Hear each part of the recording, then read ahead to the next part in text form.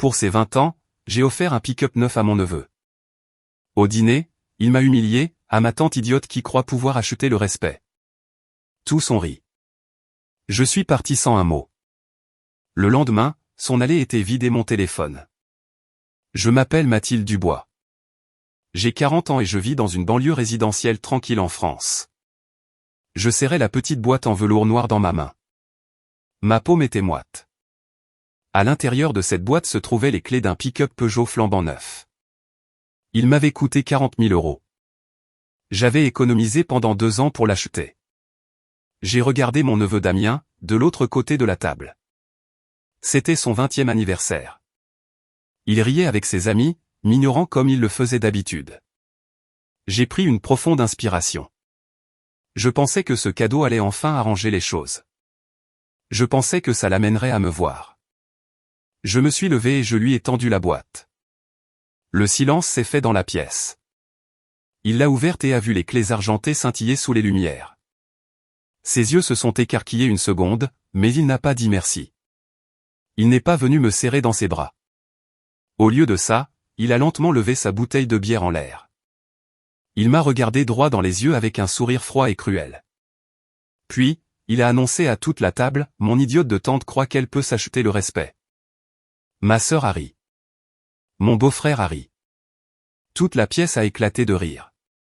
Il ne riait pas avec moi. Il riait de moi.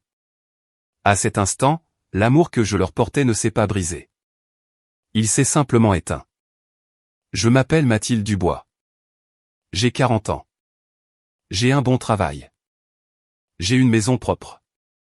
Je paie mes factures à temps. J'ai toujours fait ce que j'étais censé faire.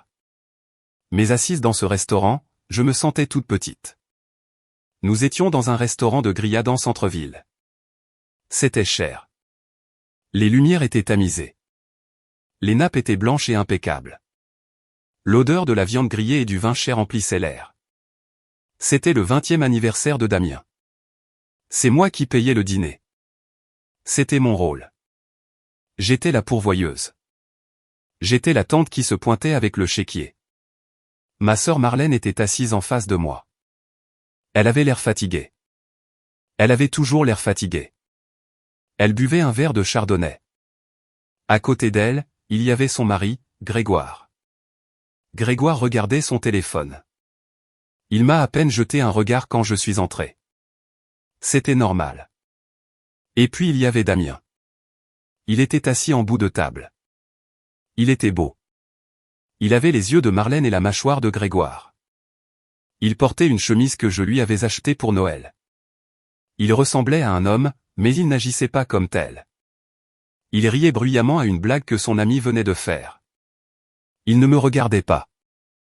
J'ai de nouveau touché la boîte en velours dans ma poche. Elle était carrée et dure. Elle me paraissait lourde. À l'intérieur se trouvaient les clés d'un Peugeot Landtrek. Il était noir. Il avait des sièges en cuir. Il avait un moteur puissant. Il était garé au coin de la rue. J'avais dit au voiturier de le tenir prêt. J'avais passé 2 ans à économiser pour ce pick-up. Je n'étais pas parti en vacances. Je n'avais pas acheté de nouveaux vêtements. Je conduisais ma vieille berline qui vibrait de partout dès que je dépassais les 100 km/h. J'ai fait tout ça pour Damien. Pourquoi? Parce que je voulais qu'il me respecte. Ça semble triste quand je le dis à voix haute. Mais c'est la vérité. Je voulais m'acheter une place dans son cœur. Je pensais que si je lui donnais quelque chose de grand, d'énorme, il cesserait enfin de me voir comme une blague. Il me verrait comme sa tante qu'il aimait. Le serveur a débarrassé les assiettes. La conversation était bruyante. Damien racontait une histoire sur ses cours à l'université. Il était en train d'en rater 2. Il en riait. Le prof est un vrai loser, a dit Damien. Il s'attend vraiment à ce que je lise le bouquin. Grégoire a ri. Bon courage avec ça, fiston. Marlène a souri. Elle ne l'a pas corrigé. Elle ne le corrigeait jamais. Je me suis éclairci la gorge. Mon cœur battait vite. Il martelait contre mes côtes. Damien, ai-je dit. Il ne m'a pas entendu. Il était occupé à se resservir de la bière. Damien, ai-je répété un peu plus fort. Il a tourné la tête lentement. Il avait l'air agacé. Quoi, Tati Mado? Il détestait m'appeler Mathilde. Il m'appelait Mado parce qu'il savait que je n'aimais pas ça. Ça me donnait l'air d'une enfant. J'ai quelque chose pour toi, ai-je dit. J'ai essayé de garder une voix stable. J'ai essayé de paraître confiante. Joyeux anniversaire. J'ai sorti la boîte en velours noir de ma poche. Je l'ai posée sur la nappe blanche. Elle paraissait très sombre sur le tissu blanc. Le silence s'est fait à table. L'ami de Damien a cessé de parler. Marlène a posé son verre de vin. Grégoire a enfin levé les yeux de son téléphone. Damien a tendu la main. Sa main était grande. Il a pris la boîte. Il l'a secouée un peu. C'est quoi? A-t-il demandé. Des bijoux? Tu m'as offert un collier, Mado? Son ami a ricané.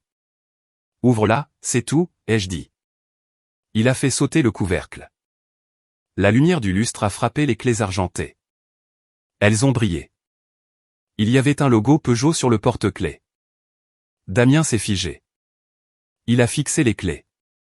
Pendant une seconde, juste une seconde, j'ai vu le choc sur son visage. J'ai vu le petit garçon qu'il était, le petit garçon que je gardais. Le garçon à qui je lisais des histoires. C'est vrai? A-t-il demandé. Il est garé dehors, ai-je dit. J'ai souri. J'ai senti une bouffée d'espoir. C'est un Landtrek flambant neuf. Il est à toi. J'ai aussi payé l'assurance pour la première année. Marlène a eu un hoquet de surprise. Mathilde, tu n'as pas fait ça. Si, ai-je dit. Je voulais l'aider à prendre un nouveau départ, pour ses boulots, pour la fac. J'ai attendu. J'ai attendu le sourire. J'ai attendu qu'il se lève d'un bond. J'ai attendu le câlin. Je l'imaginais contourner la table et me serrer fort dans ses bras. Je l'imaginais dire « Merci, Tati Mathilde. Tu es la meilleure. » Mais il n'a pas bougé. Le choc sur son visage s'est estompé. Il a été remplacé par autre chose, un sourire narquois, un sourire froid et laid. Il a refermé la boîte. Il l'a jetée sur la table. Elle a fait un bruit sourd. Il a ramassé sa bouteille de bière. Il l'a levée bien haut, comme pour porter un toast. Il a plongé son regard dans le mien. Ses yeux étaient vides d'amour. Ils étaient pleins de moquerie. À ma tante Mathilde, a-t-il annoncé. Sa voix était forte. Tout le monde dans le restaurant pouvait l'entendre. Mon idiote de tante croit qu'elle peut s'acheter le respect. Le silence qui a suivi n'a duré qu'une seconde. Puis les rires ont commencé. Ça a commencé avec Damien. Un rire fort, aboyant. Puis ses amis se sont joints à lui. Il tapait sur la table. Puis Grégoire a gloussé. Il a secoué la tête comme si ce n'était que des gamineries. Et puis le pire. Marlène a ri. Ma propre sœur. La femme que j'avais soutenue pendant son divorce, pendant ses problèmes financiers, pendant tout. Elle a mis sa main devant sa bouche et a rigolé. Oh, Damien, a-t-elle dit. Tu es terrible. Elle n'a pas dit arrête. Elle n'a pas dit c'est cruel. Elle a dit, tu es terrible. D'une manière qui signifiait tu es drôle. J'étais assise là. Je me sentais pétrifié. Mes mains étaient sur mes genoux. J'enfonçais mes ongles dans mes paumes. Ça faisait mal, mais la douleur dans ma poitrine était pire. Il riait de moi.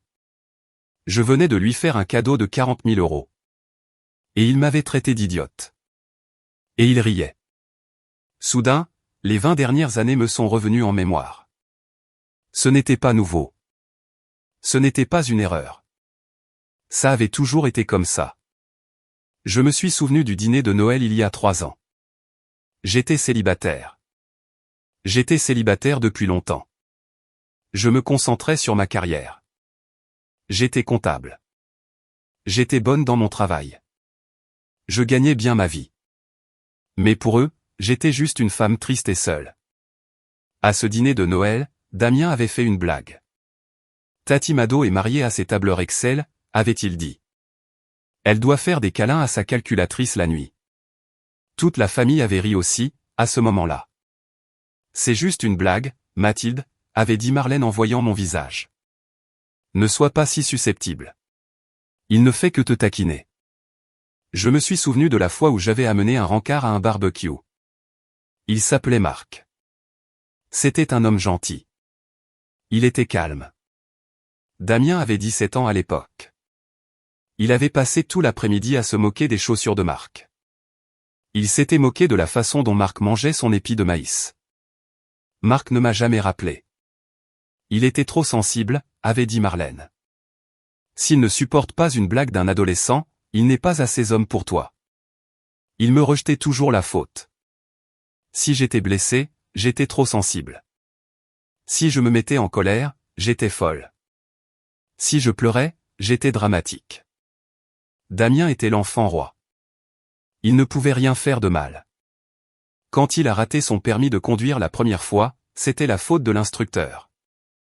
Marlène a dit que l'homme était partial. Quand il s'est fait surprendre en train de boire à l'école, c'était la faute de ses amis.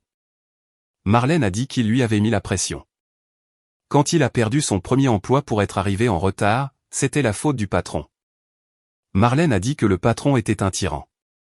Il n'était jamais responsable. On ne lui demandait jamais de rendre des comptes. Et j'étais toujours la cible de leur moquerie. Je l'ai regardé maintenant. Il avait 20 ans.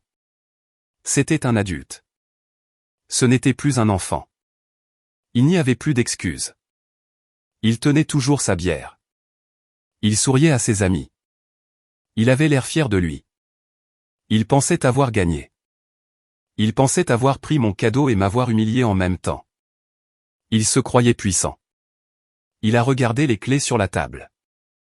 Merci pour le bolide, quand même, a-t-il dit, sans me regarder. Je vais avoir un de ces styles dans ce pick-up. Ouais, c'est clair, a dit son ami. On pourra l'emmener au lac ce week-end. Carrément, a dit Damien. On va le défoncer, ce truc. Il a ri de nouveau. Le défoncer. C'est gratuit, non? Mon cœur a cessé de battre vite. Il a ralenti. Il est devenu glacial. J'ai regardé Marlène. Elle essuyait des larmes de rire de ses yeux. Elle a croisé mon regard. Elle a vu que je ne riais pas. Oh, allez, Mathilde, a-t-elle dit, d'une voix dédaigneuse. Ne fais pas cette tête. Il est juste content. Il adore le pick-up. C'est juste Damien. C'est juste Damien.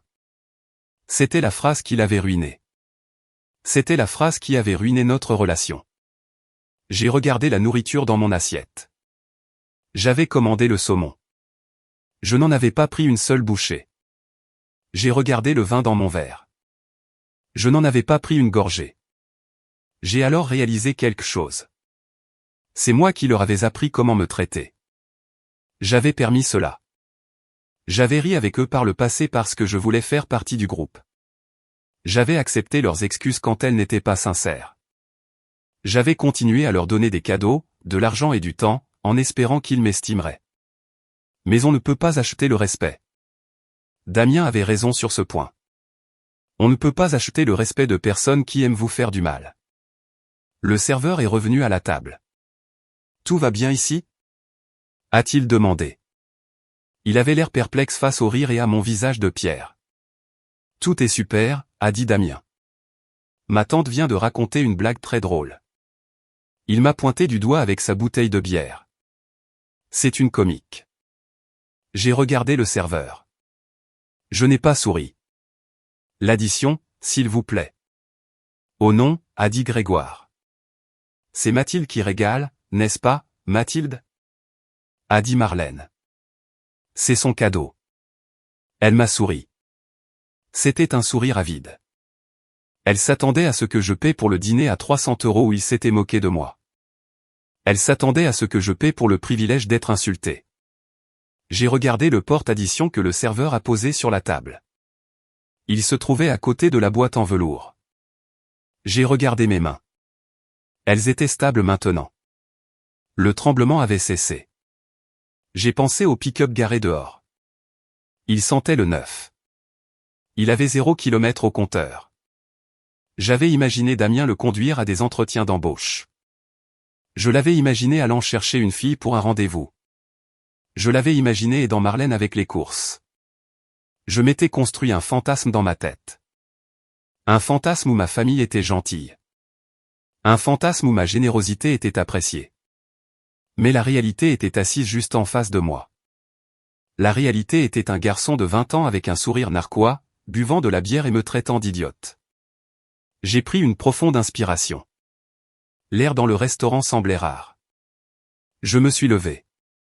Ma chaise a grincé contre le sol. C'était un son fort. Marlène a levé les yeux.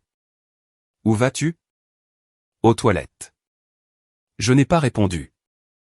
J'ai attrapé mon sac à main. J'ai mis la lanière sur mon épaule. « Mathilde ?» a demandé Marlène. Sa voix avait changé. Elle ne riait plus. Elle était confuse. J'ai regardé Damien. Il souriait toujours, mais le sourire vacillait un peu. Il m'a regardé, debout. « Qu'est-ce qui se passe, Mado ?» a-t-il demandé. « Tu pars ? » Je n'ai pas dit un mot. Je n'ai pas crié. Je n'ai pas pleuré. Je n'ai pas renversé la table. Je leur ai simplement tourné le dos. « Mathilde ?» a crié Marlène. « Attends, l'addition. » J'ai continué à marcher. Je suis passé devant les autres tables. Je suis passé devant les familles heureuses qui fêtaient des anniversaires. Je suis passé devant les couples qui se tenaient la main. J'ai entendu la voix de Marlène monter. « Mathilde, tu ne peux pas partir comme ça. On a commandé le dessert. » J'ai atteint les lourdes portes en bois du restaurant. Je les ai poussées. L'air nocturne m'a frappé le visage. Il était frais. Vivifiant. C'était comme un goût de liberté. Je me suis dirigé vers le stand du voiturier. Le jeune homme m'a souri. « Vous partez déjà, madame ?» a-t-il demandé. « Oui, ai-je dit. » Ma voix était calme.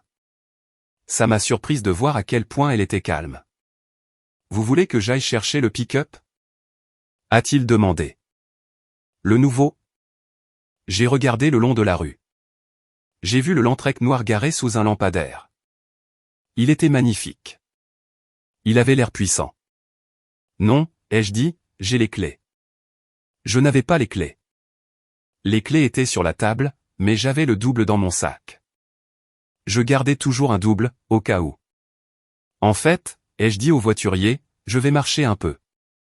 Ma sœur s'occupera de l'addition à l'intérieur. J'ai menti. Je savais que Marlène n'avait pas l'argent. La carte de crédit de Grégoire était au maximum.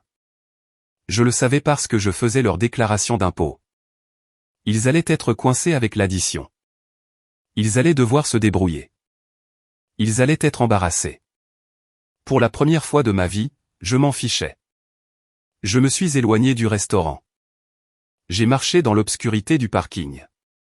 Je pouvais encore entendre le faible son des rires venant de l'intérieur, mais je savais qu'il s'arrêterait bientôt. Il s'arrêterait dès que le serveur apporterait le terminal de paiement. J'ai marché jusqu'à ma vieille berline. Je suis monté. Je me suis assise sur le siège conducteur. Il faisait froid. Les sièges étaient usés. J'ai mis mes mains sur le volant. J'ai regardé l'entrée du restaurant. J'ai attendu. 5 minutes ont passé. Puis 10. Puis j'ai vu les portes s'ouvrir brusquement. Marlène est sortie. Elle tenait son téléphone à l'oreille. Elle avait l'air affolée. Elle regardait partout dans le parking. Grégoire l'a suivi. Il avait l'air en colère. Il agitait les bras. Damien est sorti en dernier. Il tenait la boîte en velours. Il avait l'air confus. Je les observais. J'étais caché dans l'ombre. Ils ne pouvaient pas me voir. Ils me cherchaient. Ils voulaient que je règle le problème. Ils voulaient que je paie. Ils voulaient que je m'excuse d'avoir gâché la soirée. J'ai démarré ma voiture. Le moteur a grondé. Je n'ai pas allumé mes phares.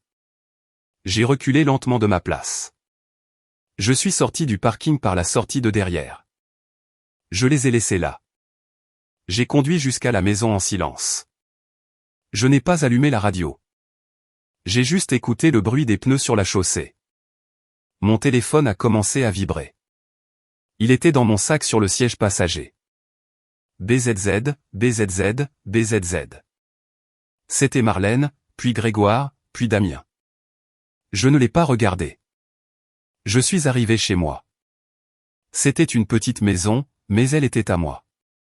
Je l'avais payée moi-même. C'était calme. Je suis entré dans ma cuisine. Je me suis versé un verre d'eau. Je suis resté près de la fenêtre et j'ai regardé mon jardin. Le téléphone vibrait toujours dans mon sac. J'ai ressenti quelque chose d'étrange. Je me suis examiné. Étais-je triste? Non. Est-ce que je pleurais? Non. J'ai touché mon visage. Mes joues étaient sèches. D'habitude, après un dîner de famille, je pleurais. Je me demandais ce que j'avais fait de mal. Je planifiais comment m'excuser. Mais ce soir, je ne ressentais rien. C'était un sentiment froid et dur. C'était comme si un interrupteur avait été basculé. J'avais passé 40 ans à essayer d'être gentille. J'avais passé 40 ans à essayer d'être aimé. Et ce soir, j'ai réalisé que c'était une perte de temps. Ils ne m'aimaient pas. Ils aimaient ce que je leur donnais. Ils aimaient que je sois un punching ball. Ils aimaient que je sois un distributeur de billets. J'ai bu une gorgée d'eau. C'était frais et rafraîchissant. J'ai regardé l'horloge sur la cuisinière. Il était 22 heures. Il serait bientôt à la maison. Damien conduirait le pick-up. Il le montrerait à ses voisins. Il rirait de la façon dont sa tante idiote était partie en trombe mais avait laissé le pick-up derrière elle. Il pensait avoir gagné. Il pensait que le pick-up était à lui. Il avait tort. J'ai posé le verre sur le comptoir. Je suis allé dans ma chambre. J'ai enlevé ma belle robe. J'ai enfilé un jean noir et un sweat à capuche noire. J'ai mis mes baskets. Je me suis assise sur le bord de mon lit. J'ai attendu. Je devais attendre qu'il soit endormi. Je devais attendre que l'alcool fasse effet. J'ai vérifié mon téléphone. 17 appels manqués. 3 SMS. Marlène, où es-tu? Tu nous as laissés avec l'addition.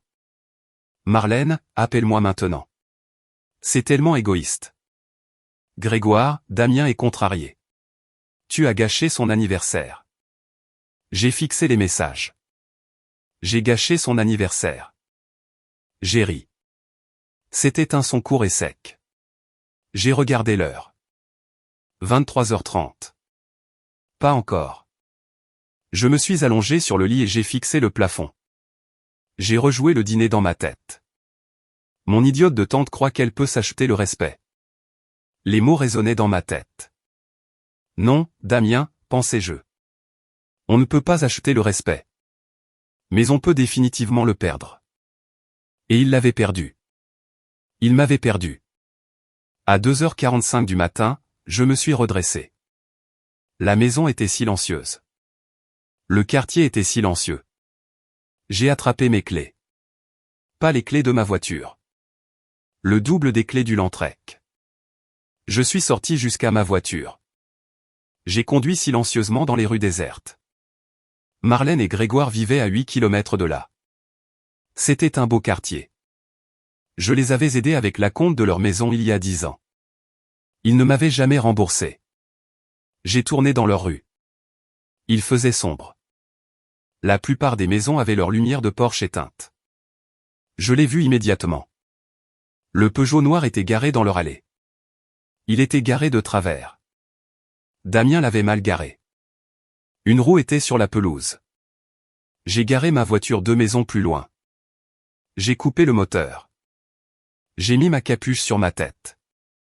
J'ai marché sur le trottoir. Mes pas étaient silencieux. Je suis arrivé à leur allée. La maison était sombre. Ils dormaient. Je me suis approché du pick-up. J'ai touché le métal froid. C'était une machine magnifique. Elle ne méritait pas d'être conduite par un garçon qui se moquait de la personne qui l'avait achetée. J'ai appuyé sur le bouton de déverrouillage de la télécommande. Les lumières ont clignoté. Les serrures se sont déverrouillées. Je me suis figé. J'ai attendu de voir si une lumière s'allumerait dans la maison. Rien. J'ai ouvert la portière du conducteur. Je suis monté à l'intérieur. Ça sentait encore le concessionnaire. J'ai mis la clé dans le contact. Je l'ai tourné. Le moteur a rugi. C'était bruyant. J'ai retenu mon souffle. J'ai passé la marche arrière. J'ai reculé hors de l'allée. Je n'ai pas encore allumé les phares. J'ai fait pivoter le pick-up dans la rue. J'ai passé la première. J'ai appuyé sur l'accélérateur. Je suis parti. Je n'ai pas regardé la maison en arrière. J'ai juste conduit. J'ai conduit les 8 kilomètres jusqu'à ma maison. J'ai garé le pick-up dans mon garage. C'était un peu juste, mais j'ai réussi. J'ai coupé le moteur. Le garage est soudainement devenu très silencieux. Je suis sorti. J'ai fermé la porte du garage. La lourde porte métallique est descendue, me coupant du monde.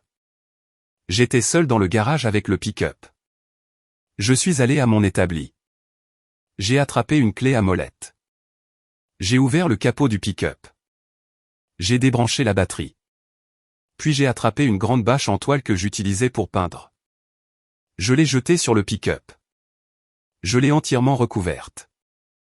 Il ressemblait à une grosse masse informe dans mon garage. Je me suis épousseté les mains. Je suis retourné à l'intérieur de ma maison. J'ai verrouillé la porte. Je suis allé dans la cuisine et je me suis préparé une tasse de thé. Je me suis assise à la table et je l'ai bu. Il était 3h30 du matin. J'ai ressenti un sentiment de paix que je n'avais pas ressenti depuis des années. Je savais ce qui allait arriver. Je savais la tempête qui allait éclater le matin. Il se réveillerait. Damien regarderait par la fenêtre. Le pick-up aurait disparu. Il paniquerait. Ils appelleraient la police. Ils penseraient qu'il avait été volé. Et puis ils se souviendraient du double des clés. Ils se souviendraient de moi. Mon téléphone était sur la table.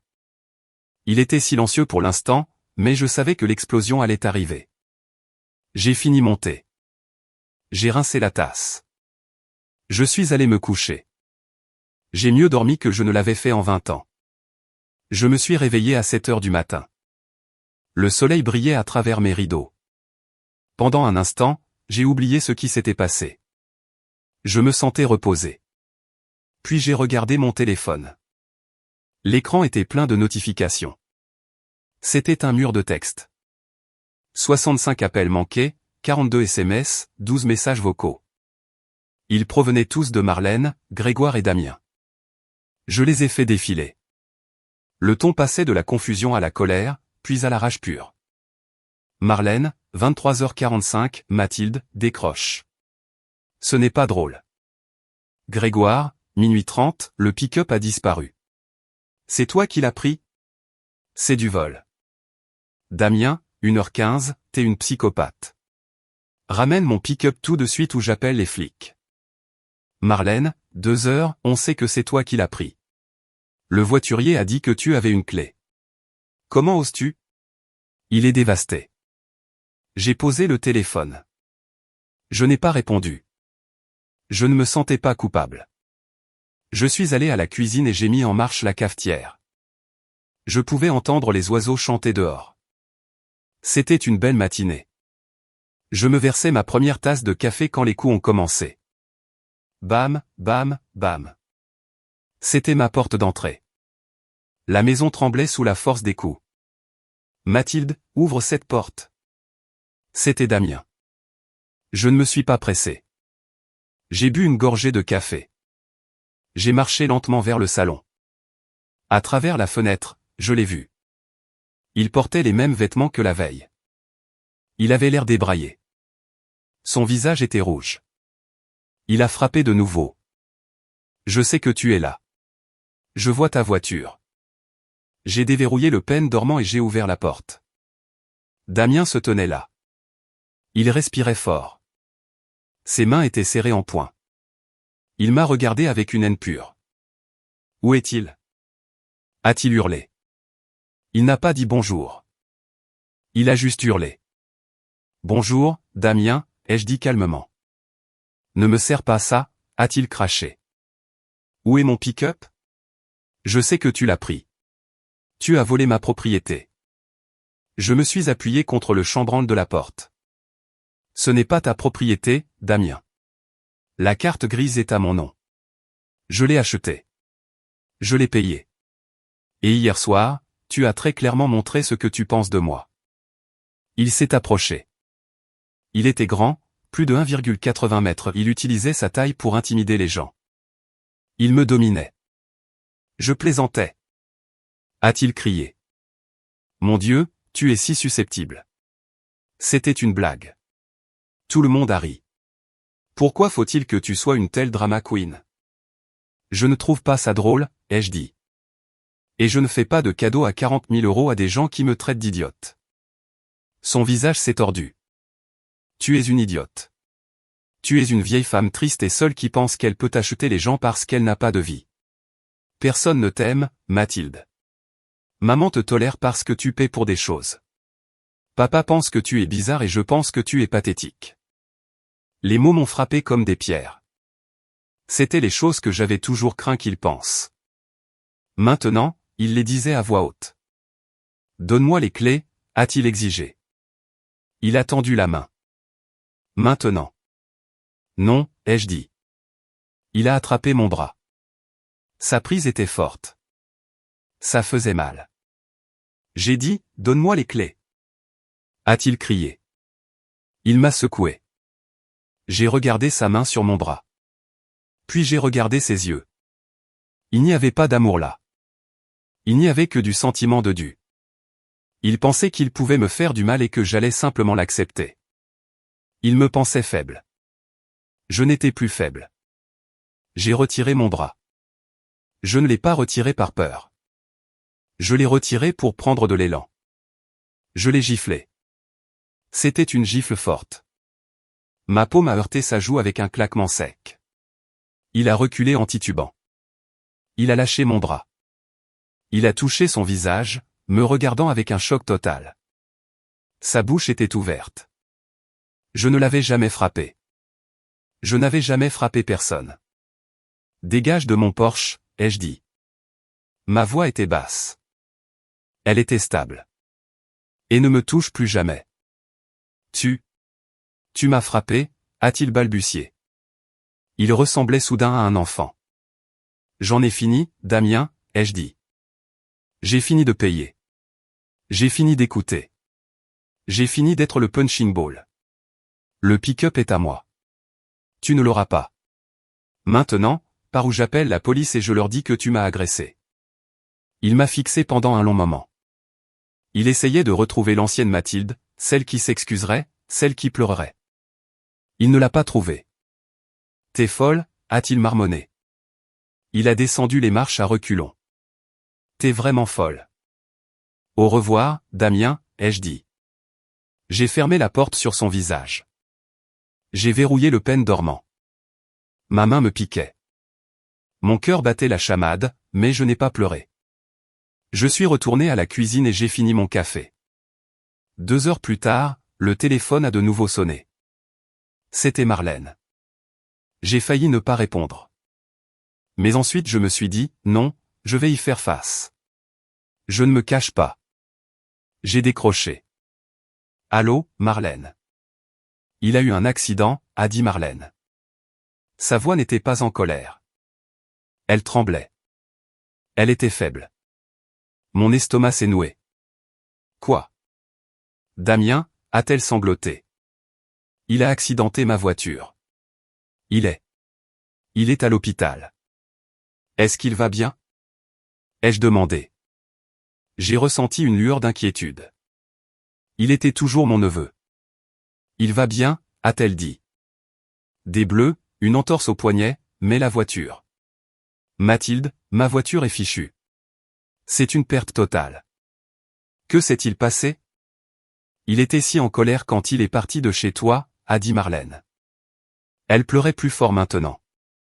Il est rentré à la maison en hurlant. Il a pris mes clés sur le comptoir. J'ai essayé de l'arrêter, mais il m'a juste bousculé. Il a dit qu'il allait faire un tour pour se calmer. Il conduisait si vite. Il a grillé un feu rouge à l'intersection près du centre commercial. Il a percuté une camionnette de livraison. J'ai fermé les yeux. L'autre conducteur va bien. Oui, Dieu merci, a-t-elle dit. Mais la police est là. Ils ont donné une amende à Damien. Conduite dangereuse. Et mon assurance pourrait ne pas couvrir parce qu'il n'est pas sur la police pour ma voiture. Elle a pris une inspiration saccadée.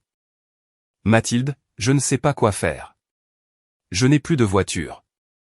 Grégoire est au travail. Damien est assis aux urgences en train de hurler sur les infirmières. Peux-tu venir, s'il te plaît? On a besoin de toi. L'ancienne moi aurait attrapé son sac. L'ancienne moi se serait précipitée à l'hôpital. L'ancienne moi aurait proposé de payer une voiture de location pour Marlène. L'ancienne moi aurait payé l'amende de Damien. Non, ai-je dit. Silence à l'autre bout du fil. Quoi? Je ne viens pas, Marlène, ai-je dit. Mais il est blessé. Je suis coincé. Tu as un mari, ai-je dit. Appelle Grégoire, appelle un taxi, mais ne m'appelle pas pour régler ça. Comment peux-tu être si froide? A-t-elle murmuré. C'est ton neveu. C'est un adulte qui a volé ta voiture et l'a accidenté parce qu'il faisait une crise de colère, ai-je dit. Et hier soir, tu as ri quand il m'a craché au visage. Tu as ri, Marlène. Je ne le pensais pas comme ça, a-t-elle balbutié. Si, tu le pensais, ai-je dit. Et maintenant, tu fais face aux conséquences d'avoir élevé un fils qui pense que le monde lui doit tout. Je ne viens pas. J'ai raccroché. Je me suis assise sur mon canapé. La maison était calme. J'ai ressenti un étrange mélange de chagrin et de soulagement. Je pleurais la famille que j'aurais aimé avoir, mais j'étais soulagé d'être libéré de la famille que j'avais réellement. Ce soir-là, Marlène est venue à ma porte. Elle n'avait pas de voiture, elle a donc dû prendre un VTC. Elle avait l'air d'avoir 10 ans de plus que la veille. Ses yeux étaient gonflés. Ses épaules étaient affaissées. Je l'ai laissée entrer. Nous nous sommes assises à la table de la cuisine. Il est à la maison, a-t-elle dit doucement. Grégoire est venu nous chercher. Damien est dans sa chambre. Il accuse l'autre conducteur. Il accuse la route mouillée. Il t'accuse toi. Bien sûr qu'il le fait, ai-je dit. Il a dit que si tu n'avais pas volé son pick-up, il n'aurait pas conduit ma voiture, a dit Marlène. Elle m'a regardé avec des yeux tristes. Il le croit vraiment. Et toi, tu le crois? Ai-je demandé. Marlène a baissé les yeux sur ses mains. Elle a tourné son alliance. Je ne sais pas. Marlène, ai-je dit sèchement. Il a grillé un feu rouge. Je sais, a-t-elle murmuré. Il m'a traité de perdante pathétique hier soir, ai-je dit. Et tu as ri. Marlène s'est remise à pleurer. J'essayais juste de maintenir la paix, Mathilde. Tu sais comment il est. Si je ne ris pas, il se met en colère contre moi aussi. J'ai peur de lui parfois. Pas qu'il me frappe, mais sa colère. Elle remplit toute la maison. C'est plus facile de suivre le mouvement. Et c'est pour ça qu'il est comme il est, ai-je dit. Parce que tu suis le mouvement. Marlène a mis sa tête dans ses mains. Je suis si fatigué, Mathilde. Je suis si fatigué. La voiture est fichue. On n'a pas d'argent pour une nouvelle. Grégoire est furieux. Et Damien, il s'attend juste à ce qu'on arrange ça. Il m'a demandé il y a 1 heure quand j'allais prendre une location pour qu'il puisse aller voir ses amis. Elle a levé les yeux vers moi. Son visage était plein de douleur. Je lui ai dit non, a-t-elle dit. Pour la première fois, je lui ai dit non. Bien, ai-je dit. Il a jeté un vase contre le mur, a-t-elle dit. Il a cassé le vase bleu de ma mère. J'ai tendu la main sur la table et j'ai touché la sienne. Il doit t'apprendre, Marlène, et tu dois arrêter de le protéger. Je pense qu'il doit partir, a-t-elle dit. Sa voix tremblait. Je ne pense pas qu'il puisse rester à la maison en ce moment. Grégoire veut le mettre à la porte. Je pense que je suis d'accord. Elle m'a regardé avec espoir. Peut-il rester ici juste quelques jours, le temps qu'il se calme? J'ai retiré ma main. Absolument pas. S'il te plaît, Mathilde. Au fond, il te respecte. Il me déteste, ai-je dit. Et je ne me sens pas en sécurité avec lui. Il m'a agrippé ce matin. Il a été physiquement agressif. Je ne l'aurai pas chez moi. Marlène avait l'air choquée. Il t'a agrippé? Oui. Marlène s'est affalée sur sa chaise. Oh mon Dieu, qu'est-ce qu'on a fait? Tu ne l'as pas fait seule, ai-je dit. Mais tu dois arrêter ça maintenant. Elle a hoché la tête lentement. Tu as raison. Tu as raison. Elle s'est levée. Je devrais y aller. Grégoire m'attend. Elle s'est dirigée vers la porte. Elle s'est arrêtée et a regardé en arrière. Je suis désolé, Mathilde, pour le dîner. Tu ne méritais pas ça. Non, ai-je dit. Je ne le méritais pas. Damien n'est pas resté à la maison. Grégoire l'a mis à la porte cette nuit-là. Il n'est pas venu chez moi. Il savait que ce pont était brûlé. Au lieu de cela, il est allé chez Tati Valérie. Valérie était la sœur cadette de notre père. Elle vivait dans un pavillon de l'autre côté de la ville. C'était la tante cool. Elle brûlait de la sauge pour chasser les énergies négatives. Elle collectionnait les cristaux. Elle croyait que les règles étaient des constructions oppressives. Elle avait toujours dit à Damien qu'il était un esprit libre qui ne devait pas être enchaîné par les attentes conventionnelles. Elle était la complice des complices. Pendant 3 jours, ce fut le calme. Je suis allé au travail. Je suis rentré à la maison. J'ai travaillé dans mon jardin. Je n'ai eu de nouvelles de personne. J'ai gardé le pick-up dans le garage, couvert par la bâche. J'avais débranché la batterie par sécurité. Je me disais que Damien était trop occupé à bouder chez Valérie pour me déranger. J'avais tort. Le 4e jour, mon téléphone a sonné. C'était Valérie. Mathilde. Sa voix était tendue. Elle était aiguë, à la limite de l'hystérie. Salut, Valérie, ai-je dit. Tu dois venir le chercher, a-t-elle dit. Tu dois venir chercher Damien. Je ne viens pas, ai-je dit. Que s'est-il passé? Je pensais que vous étiez en phase. C'est un monstre, a crié Valérie. C'est un monstre absolu. J'ai essayé d'être gentille. Je lui ai préparé des repas bio. Je lui ai donné la chambre d'amis. Je lui ai dit qu'il pouvait guérir ses traumatismes ici. Et il refuse d'aider, a-t-elle crié. Je lui ai demandé de sortir les poubelles et il s'est moqué de moi. Il a dit que mes cristaux étaient des cailloux stupides. Il mange toute ma nourriture et laisse les emballages par terre. Et hier soir, elle a fait une pause, prenant une inspiration saccadée. Hier soir, je lui ai dit de baisser le son de la télé parce que j'avais une migraine. Il m'a hurlé dessus. Il m'a traité de. Il a utilisé un mot que je ne répéterai pas. Il a dit que j'étais sa servante. Il a dit que j'avais de la chance qu'il reste dans ma bicoque. Bienvenue au club, Valérie, ai-je dit sèchement. Je ne peux pas le gérer, a-t-elle pleuré. Il me fait peur. Je lui ai dit de partir, mais il ne veut pas. Il est assis sur mon canapé à regarder le foot et à manger mes chips. Il dit qu'il ne partira pas tant qu'il n'aura pas une voiture. Appelle la police, ai-je dit. Je ne peux pas appeler la police pour la famille, a-t-elle halté. Alors vis avec, ai-je dit. Ce sont tes choix. Expulse-le ou serre-le. Mathilde, s'il te plaît. Tu es la personne censée. Tu as de l'autorité. Non, ai-je dit. Je suis la tante idiote. Tu te souviens? Je n'ai aucune autorité. Tu as passé des années à lui dire qu'il était un enfant indigo spécial qui n'avait pas besoin de règles. Maintenant, tu as affaire à la version adulte de ça. Je le mets dehors, a-t-elle dit, sa voix se durcissant. Je me fiche de savoir où il va. Je jette ses sacs sur la pelouse tout de suite. Bonne chance, ai-je dit. J'ai raccroché. Je savais ce qui allait se passer ensuite. Il avait épuisé Marlène. Il avait épuisé Valérie. Il m'avait épuisé. Il commençait à manquer d'endroits où aller. Et quand un narcissique manque de ressources, il devient désespéré. Ce soir-là, je suis allé au cinéma avec une amie. C'était la première fois que je sortais depuis des mois. Ça faisait du bien de rire devant une comédie. Ça faisait du bien d'être loin du drame. Je suis rentré vers 23h30. J'ai garé ma berline dans l'allée. J'ai remarqué quelque chose immédiatement. La lumière à détecteur de mouvement au-dessus du garage était allumée. J'ai froncé les sourcils. Un chat a dû la déclencher. Je me suis dirigé vers la porte d'entrée. Je l'ai déverrouillée.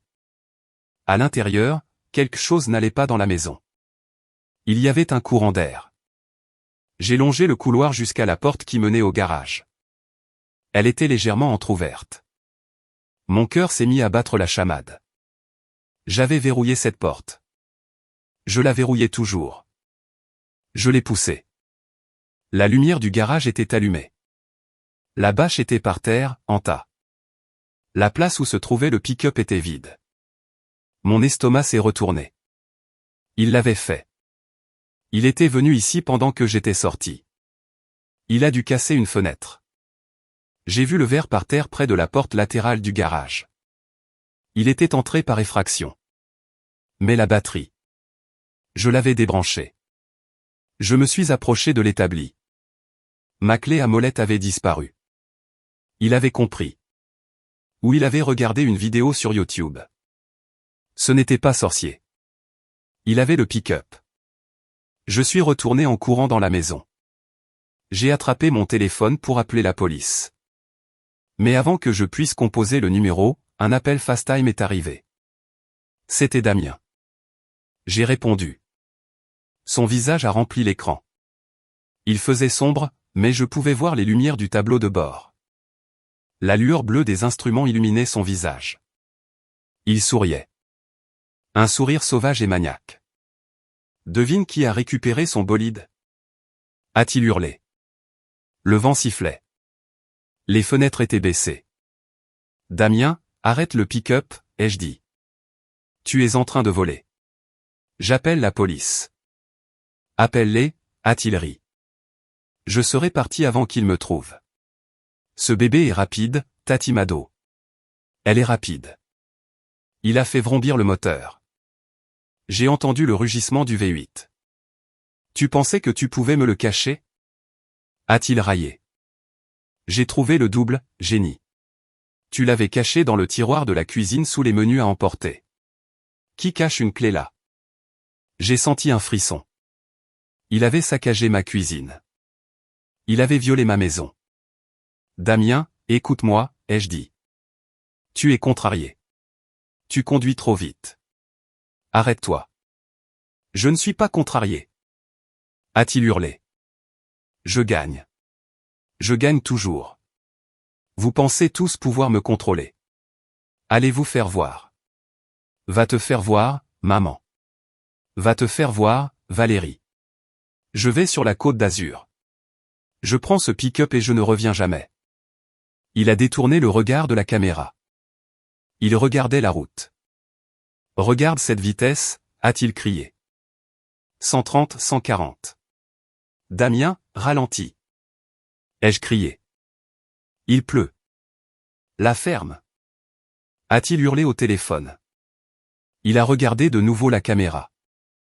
Ses yeux étaient exorbités et fous. Tu ne peux pas me dire ce que. Soudain, ses yeux se sont écarquillés. Non pas de colère, mais de peur.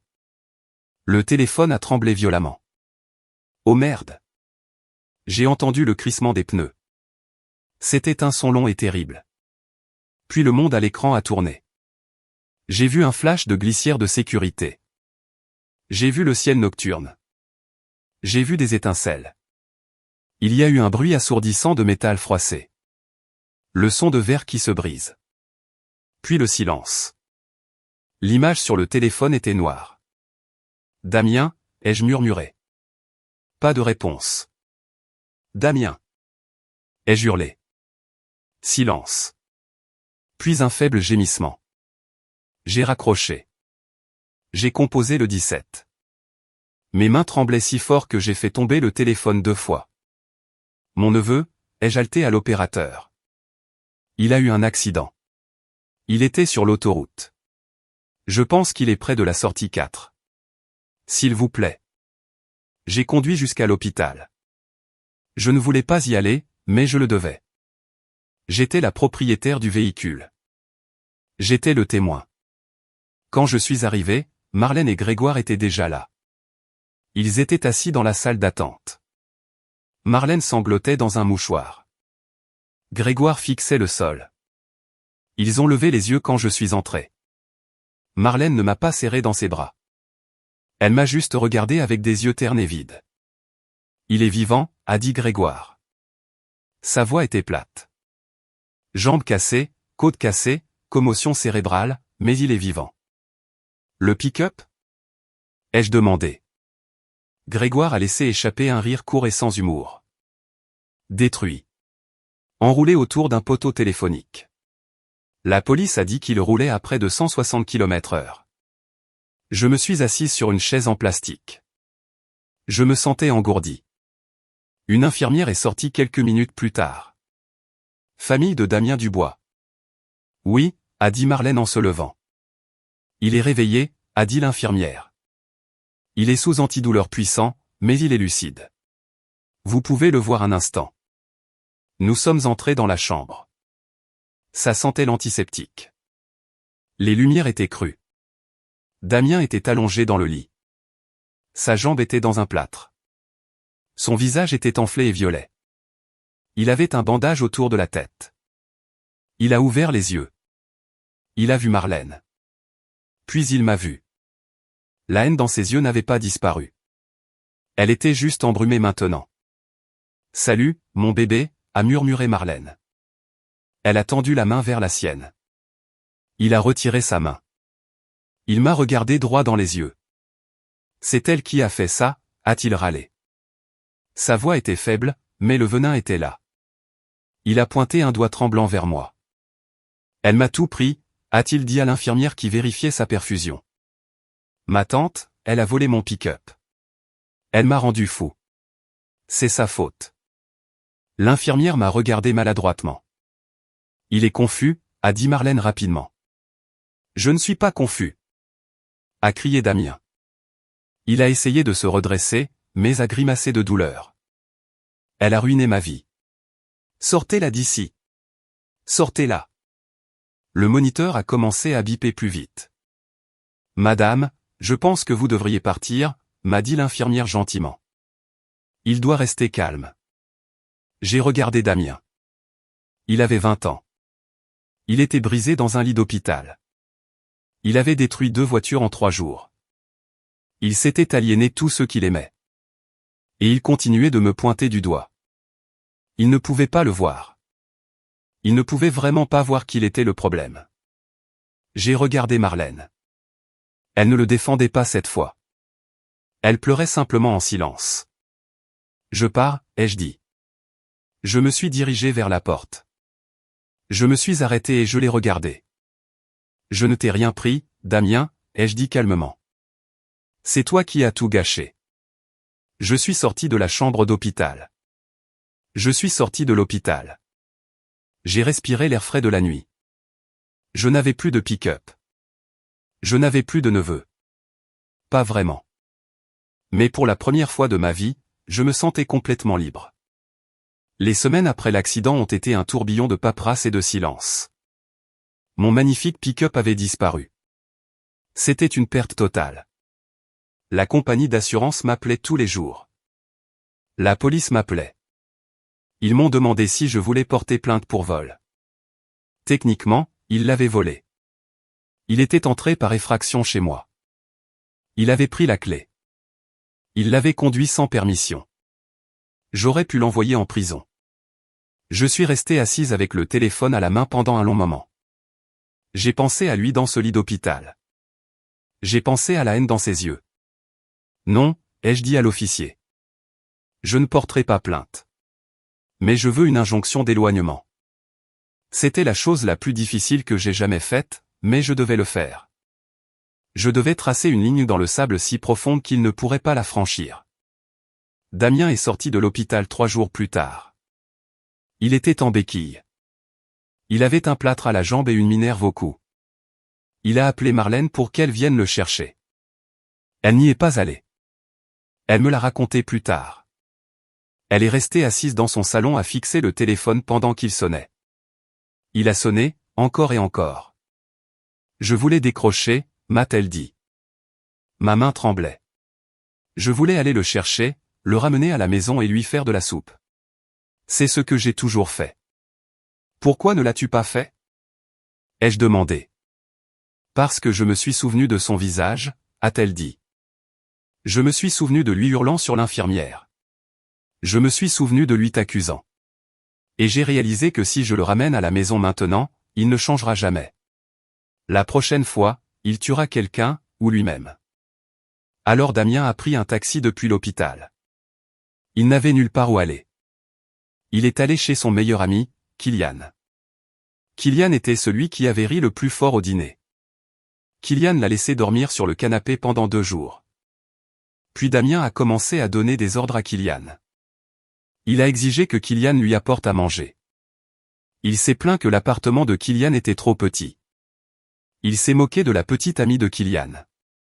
Kylian l'a mis à la porte le 3e jour. Damien est allé chez un autre ami. Il a tenu une semaine là-bas. Il s'est fait surprendre en train de voler de l'argent dans le portefeuille de l'ami pour acheter des cigarettes.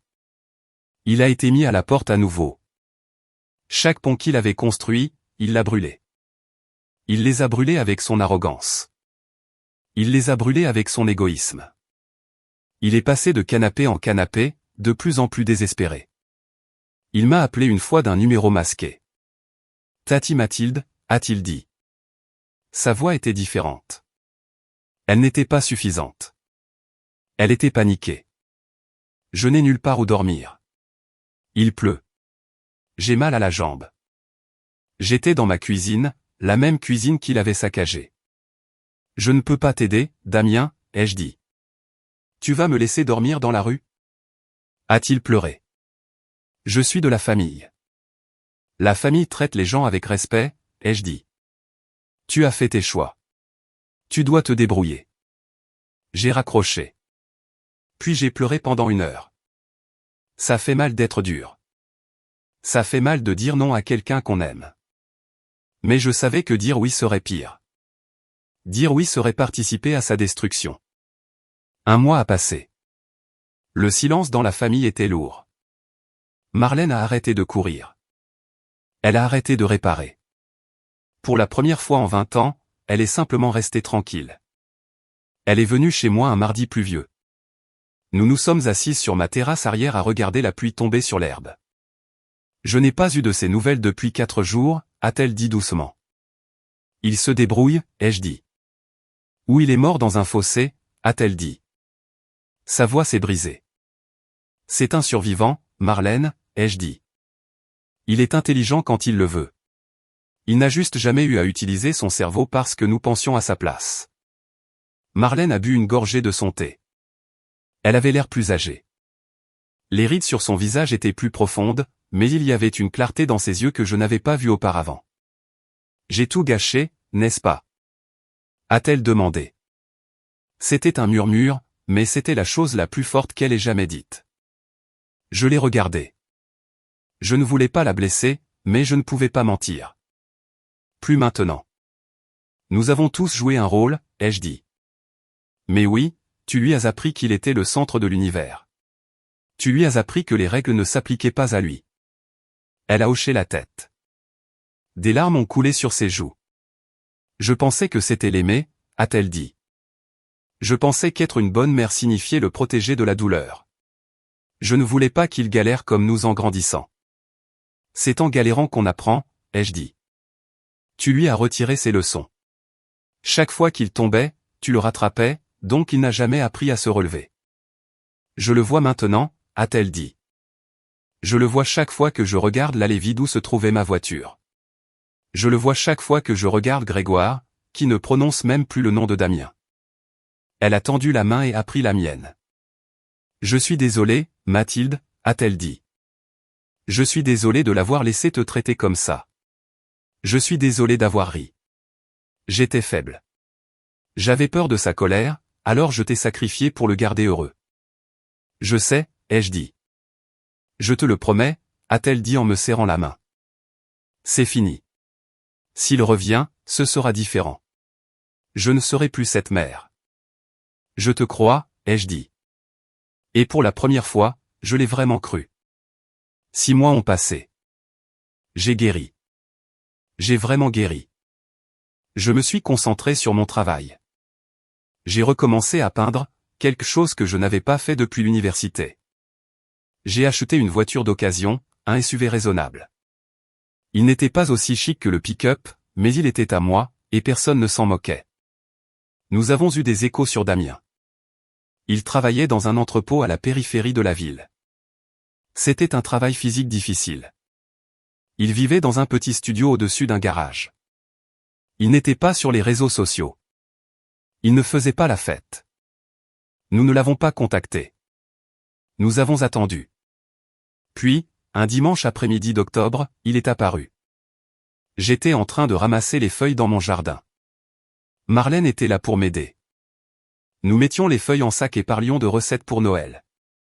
Une voiture s'est garée. C'était une vieille Renault Clio cabossée. Il y avait de la rouille sur le pare-choc et une bosse sur la portière. La portière du conducteur s'est ouverte. Damien est sorti. J'ai arrêté de ratisser. Marlène a lâché le sac qu'elle tenait. Il avait l'air différent. Il avait perdu du poids. Le visage bouffi par la bière avait disparu. Sa mâchoire était saillante. Ses cheveux étaient coupés courts, presque à la militaire. Il portait des chaussures de sécurité et un simple t-shirt gris. Il boitait encore légèrement à cause de l'accident. Il n'avait pas d'allure arrogante. Il ne souriait pas narquoisement. Il a remonté lentement l'allée. Il s'est arrêté à 3 mètres de nous. Il ne s'est pas trop approché. Il a respecté la ligne invisible. « Salut, maman », a-t-il dit. « Salut, Tati Mathilde ». Sa voix était plus basse. Elle était calme. « Salut, Damien », a dit Marlène. Elle ne lui a pas couru dessus. Elle est restée à sa place, à côté de moi. Il a regardé ses chaussures, puis nous a regardés. Ses yeux étaient clairs. L'arrogance avait disparu. À sa place, il y avait autre chose. De l'épuisement, peut-être, et de la honte. « J'ai un chèque », a-t-il dit. Il a fouillé dans sa poche et a sorti un morceau de papier plié. Il l'a tendu. « Ce n'est pas grand-chose », a-t-il dit. « C'est 500 €. C'est pour la franchise de ta voiture, maman. Et pour la fenêtre que j'ai cassée chez toi, Mathilde. » Marlène a regardé le chèque. Elle ne l'a pas pris immédiatement. « Je travaille au centre de distribution », a dit Damien. « De nuit. Ça paie correctement. Je vais vous apporter un chèque tous les mois jusqu'à ce que j'ai remboursé les voitures. Ça prendra beaucoup de temps, Damien, ai-je dit. Des décennies. Je sais, a-t-il dit. J'ai le temps. Il m'a regardé directement. Ce n'était pas un regard furieux. C'était un regard de reconnaissance. Je suis en thérapie, a-t-il dit. Ordonné par le tribunal au début pour la conduite dangereuse, mais j'ai continué. J'y vais 2 fois par semaine. C'est bien, ai-je dit. Ma psy dit que j'ai un problème de sentiment de dû, a-t-il dit. Il a eu un petit rire sec. Je lui ai dit qu'elle était folle. Puis je lui ai parlé du dîner d'anniversaire. Je lui ai dit ce que je t'avais dit. Il a fait une pause. Il a dégluti difficilement. Elle m'a demandé pourquoi je pensais que c'était drôle de blesser la personne qui essayait de m'aider. Je n'avais pas de réponse. J'ai essayé de trouver la réponse pendant 3 mois. L'as-tu trouvée? Ai-je demandé. Je crois que oui, a-t-il dit. Je crois.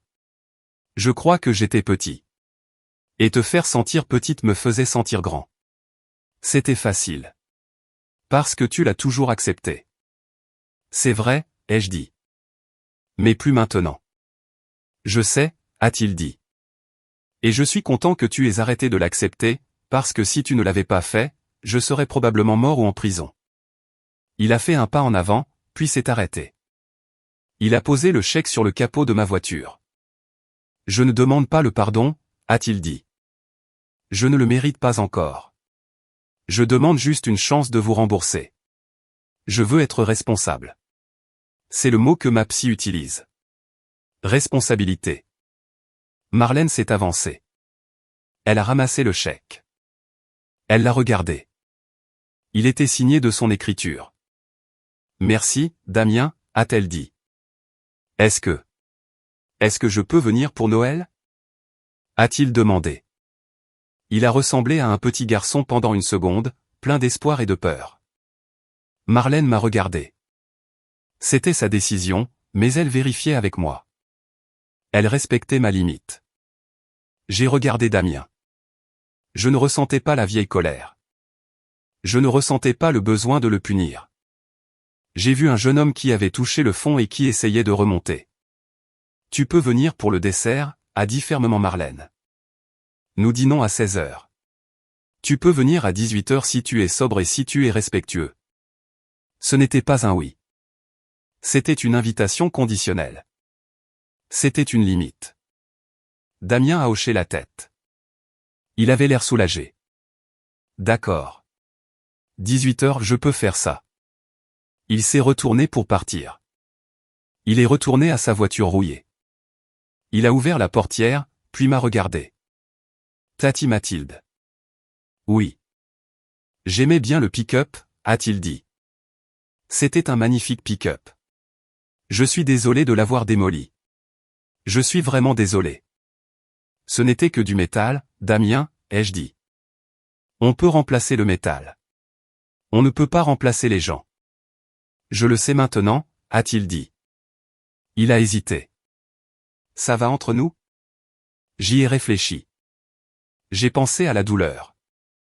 J'ai pensé à la gifle. J'ai pensé au rire dans le restaurant. Nous n'étions pas amis. Nous n'étions pas proches.